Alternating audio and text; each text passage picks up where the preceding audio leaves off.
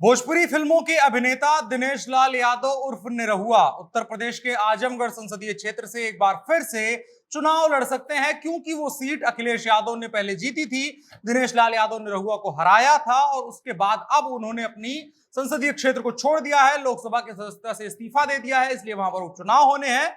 और दिनेश लाल यादव उर्फ निरहुआ ने संकेत इस बात के दिए हैं कि वो आजमगढ़ में एक बार फिर से चुनाव लड़ेंगे, उपचुनाव लड़ेंगे भारतीय जनता पार्टी की तरफ से। कल वो आजमगढ़ में ही थे, वहां से जब उनसे सवाल अखिलेश यादव को लेकर पूछा गया तो बड़े हमलावर हुए। कह डाला कि जिन्नावादी टाइप के आदमी है, बहुत अच्छे आदमी नहीं है। वो आजमगढ़ इटावा के लिए कहते थे कि हम यहीं रहेंगे, लेकिन देखिए मौका पड़ा छोड़ करके चले गए, यानी कि संसदीय क्षेत्र छोड़ करके चले गए। आजमगढ़ के लिए पहले अखिलेश यादव कहा करते थे कि हम कभी इसको छोड़ करके नहीं जाएंगे। इस पर हमला बोला और इशारों में बता दिया कि भारतीय जनता पार्टी से इस बार भी हम ही यहां पर चुनाव लड़ने जा रहे हैं। अब क्या कुछ कल कहा, क्योंकि उसमें कई नाम थे, कई नामों को लेकर सवाल था, शिवपाल यादव को लेकर सवाल था, तो उन सबको जानना जरूरी है। आगे बताएंगे। नमस्कार, मेरा नाम है अनुराग मिश्रा और आप देख रहे हैं जनता जंक्शन। अपने सपनों की आशिया को दे एक नई पहचान माँ भवानी डेकोर प्राइवेट लिमिटेड के साथ, जो है authorised distributor of Kajaria.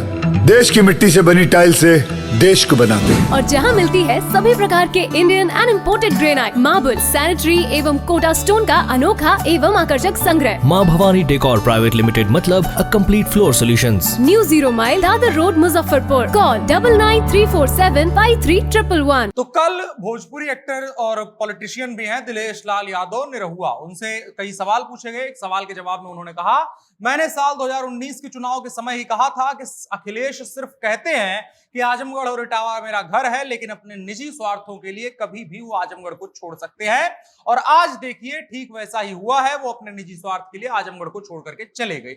Nirahua ने इसके अलावा यह भी कहा कि अखिलेश यादव सांसद रहकर भी आजमगढ़ में कुछ नहीं करते थे, इसी वजह से उनके जाने के बाद भी क्षेत्र में कुछ खास असर नहीं पड़ेगा।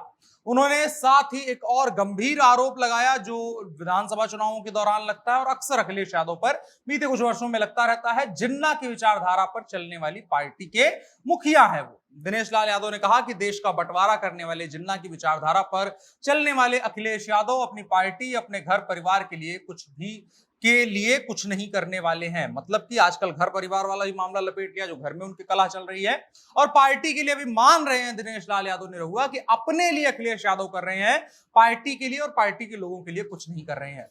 और इसके अलावा उन्होंने लपेटे में आजम खान वाला मुद्दा भी ले लिया। आजम खान पर हुई कार्रवाई को लेकर जब सवाल उनसे पूछा गया तो उस पर भी उन्होंने कहा कि वो अखिलेश यादव को जितना जानते हैं उसके आधार पर कह सकते हैं कि अखिलेश यादव खुद के अलावा किसी के बारे में नहीं सोचते हैं।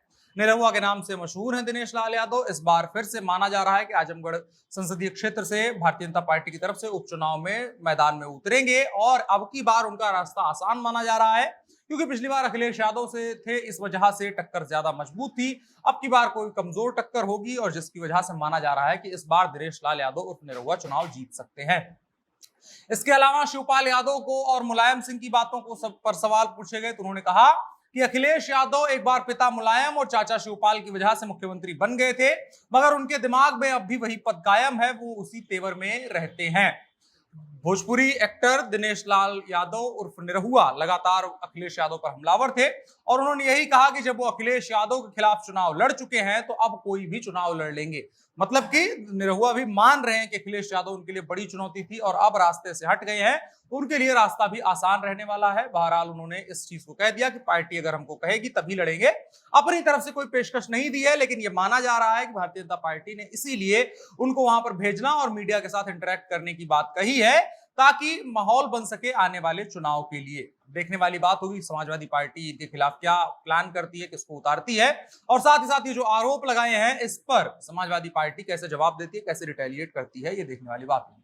आप क्या सोचते हैं दिनेश लाल यादव और निरहुआ के इस बयान को लेकर के, इस आरोप को लेकर के, जो कुछ उन्होंने अखिलेश यादव के लिए कहा है, कमेंट बॉक्स में बता सकते हैं। साथ ही साथ वीडियो को साझा भी करिएगा। फिलहाल के लिए इतना ही। मेरा नाम अनुराग मिश्रा है, आप जनता जंक्शन देख रहे थे। कैमरे पर मेरे साथ ओम प्रकाश थे। शुक्रिया।